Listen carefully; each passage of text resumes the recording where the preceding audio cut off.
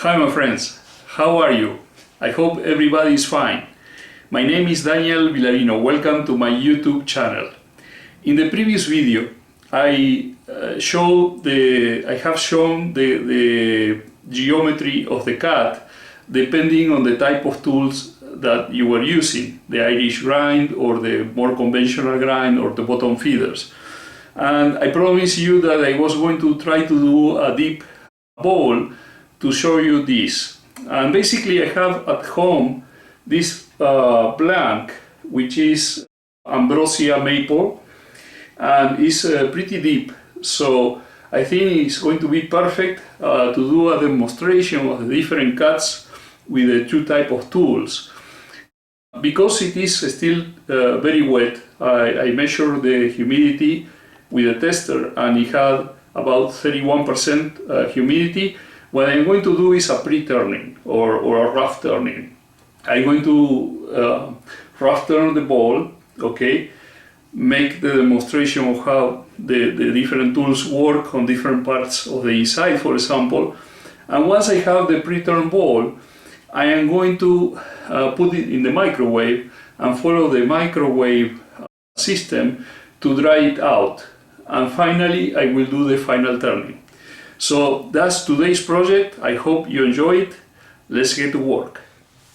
Okay, one of the things I need to do is to try to find a center, which is no mark at this moment.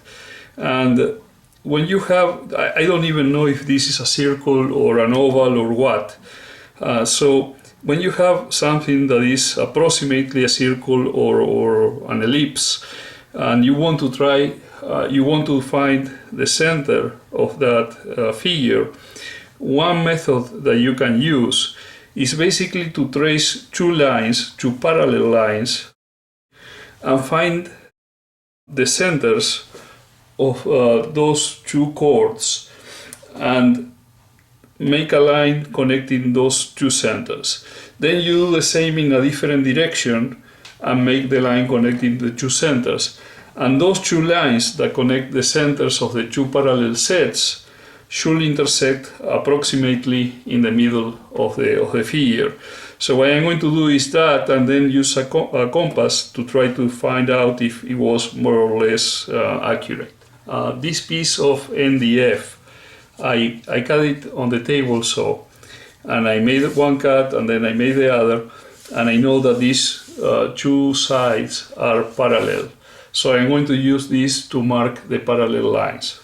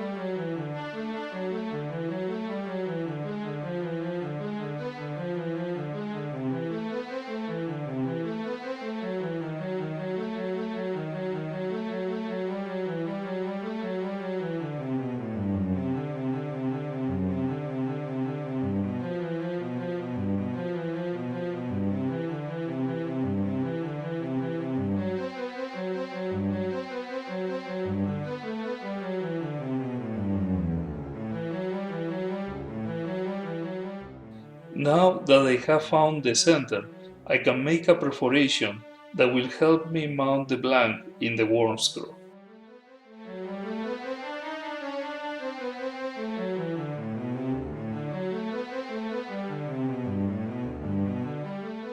To mount the blank, I have the lathe running at low revolutions, 180 in this case. I place the center of the blank face opposite to the perforation in the conic live center, and held that way, I begin to approach the rotating worm screw, letting the lathe to do the threading for me, and releasing as soon as the face of the blank touches the chuck. If you do not feel comfortable with this technique, please do the threading with the lathe off. Please do not forget to wear adequate protection for your face and your lungs. I threw up all surfaces to convert the blank into a cylinder.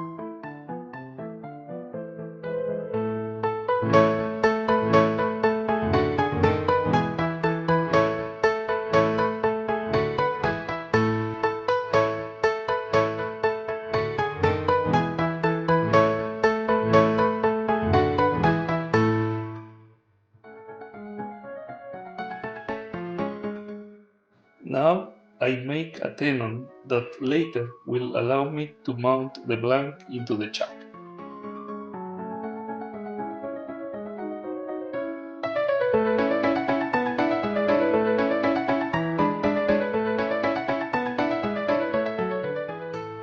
With a skew chisel, I work the tenon angle to match it to the dovetail in the chuck jaws.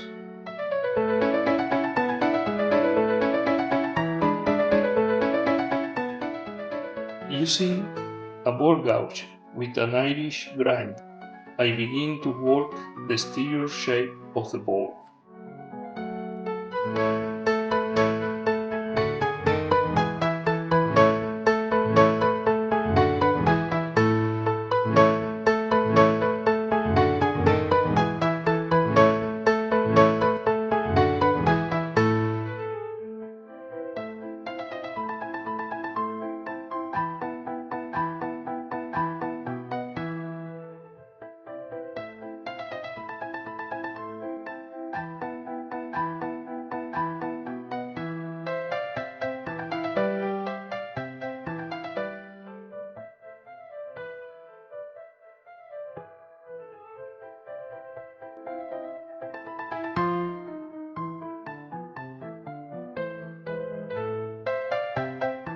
Here I have the ball gouge with the flute almost completely facing the wood, but is known as close position, and I use the bottom cutting edge to do some shear scraping.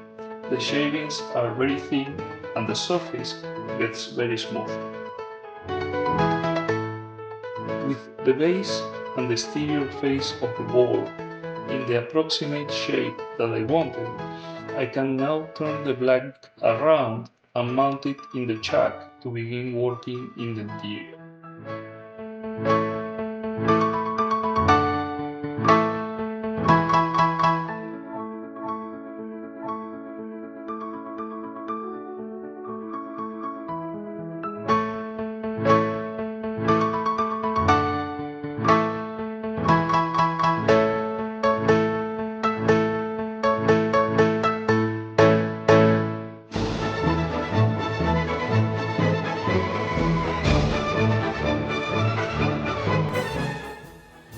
Every so often, it's convenient to round up the edge that forms in the exterior ball ring to avoid nasty cuts in your hands.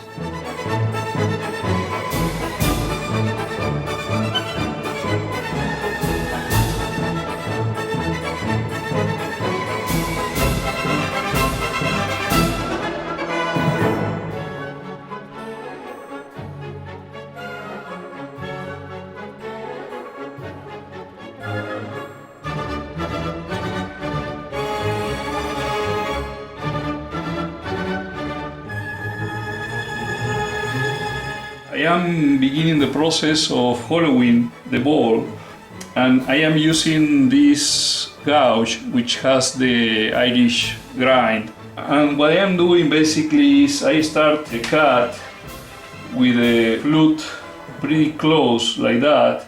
As soon as I initiate I turn to grab more material until I get to the bottom, and then I close it back again in the middle here. For the moment, I am going to keep using this one because I don't care too much about the softness of the cut at this point.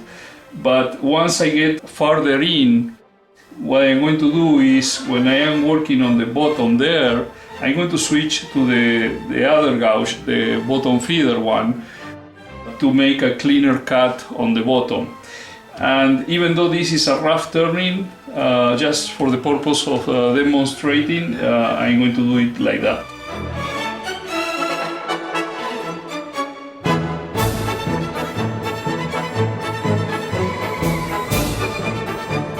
The hole that I made to put the worm screw, I did it pretty deep to easy the hollowing, but it doesn't look to be right in the middle, and it's sort of bothering the tool when I reach there.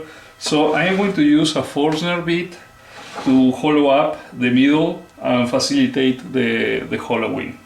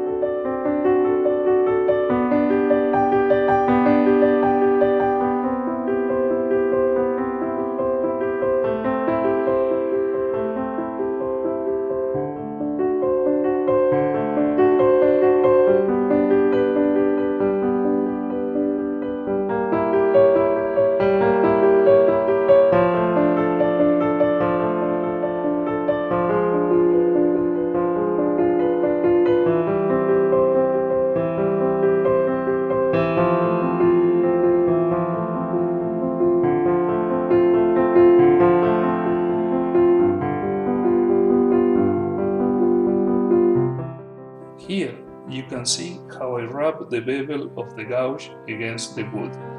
That way the gouge is being supported by the wall of the bowl, and you have a better quality cut. Okay, I have arrived to the point that I am going to switch to this gouge, and this is a more conventional grinding, but with a very large angle here, and the heel has been reduced so it has a double profile, and this side right there in the cutting edge is much shorter than for the Irish grind.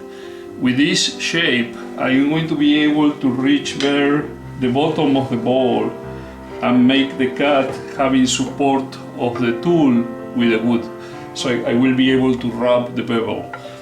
So, like I explained in the previous video, I am going to demonstrate now how to do that cut.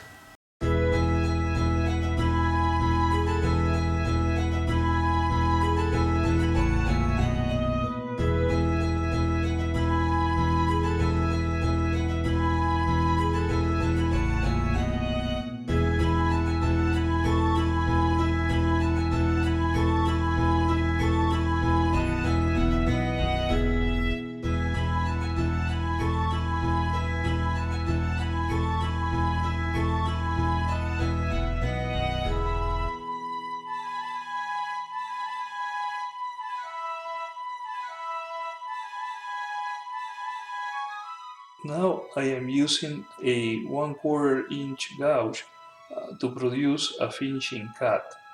You can see how the shavings or the ribbons are much thinner.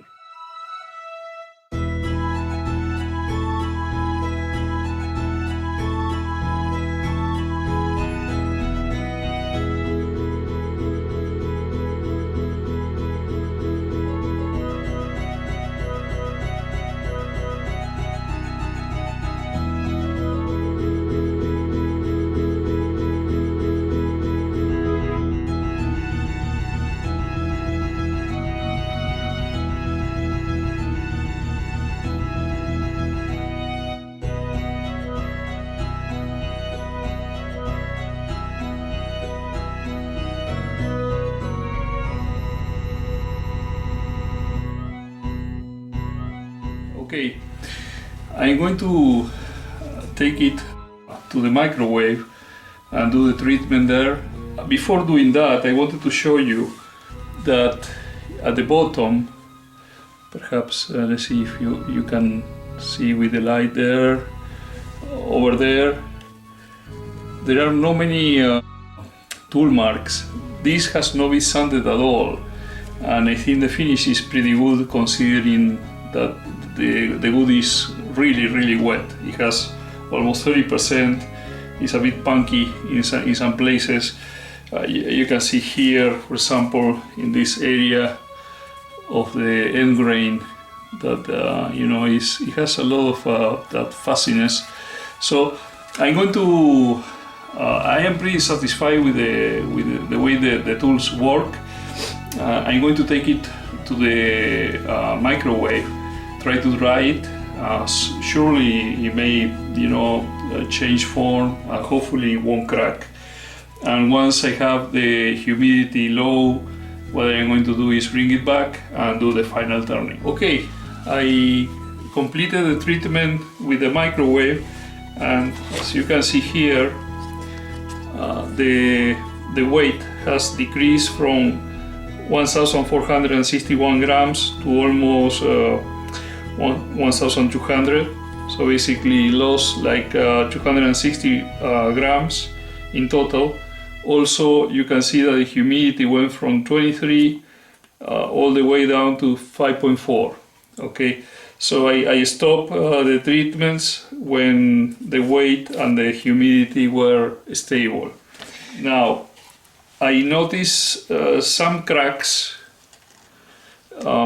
mostly in the areas where the beetle, the Ambrosia beetle, work the wood, which is less structurally sound there, but also in the other parts. Those are hairline cracks.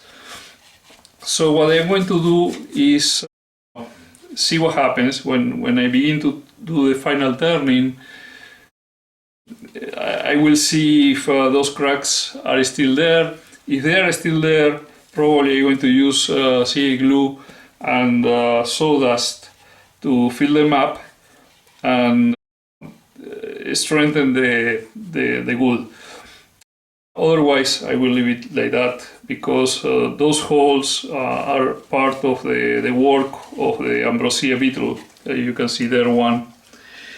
Okay, so basically now I am going to mount this on the cold jaws to throw up the tenon, probably work a little bit the exterior, turn it around, complete the exterior work, the interior work, throw up everything, and once that's ready and it is finished, I'm going to put it back on the cold jaws to eliminate the tenon.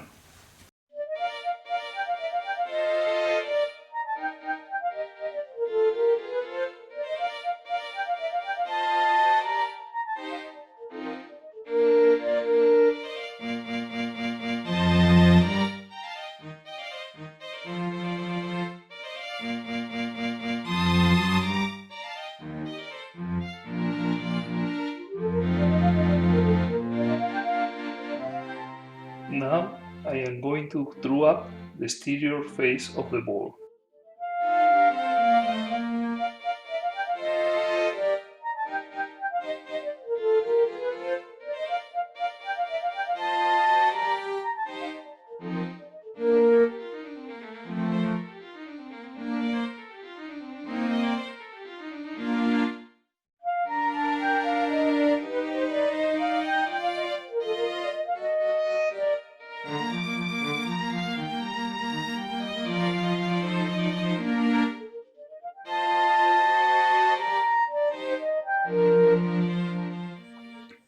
I use some CA glue to strengthen the wood where there are some small cracks and also the holes made by the Ambrosia beetle.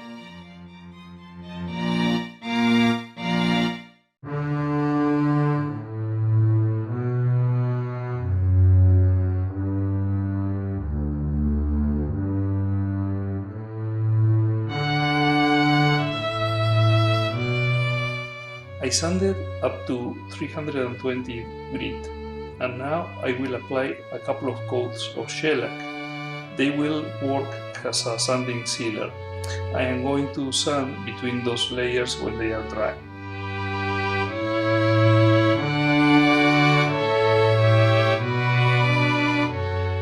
I use a Sharpie to mark the rim, so that later I will monitor the progress of my cuts to ensure that I trued up all the edge.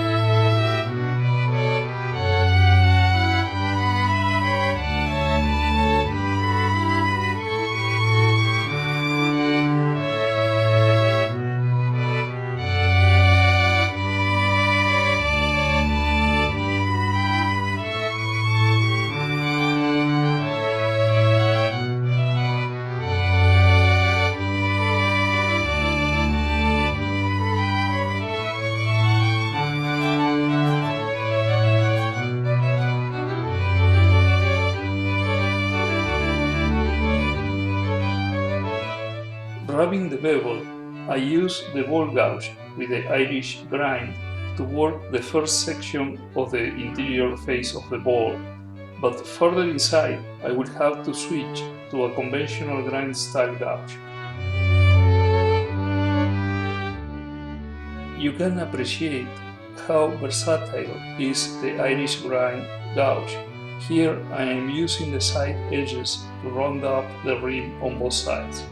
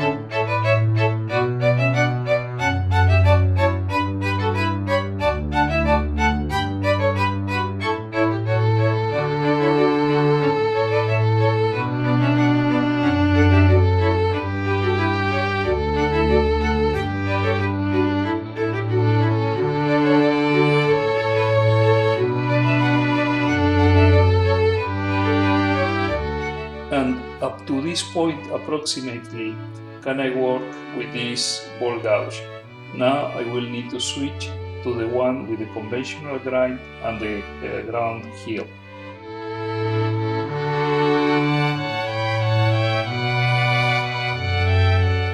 And here you can see the ball gouge with the traditional grind in action, working in the curvature that connects the internal lateral wall of the ball and the base, and also at the base itself.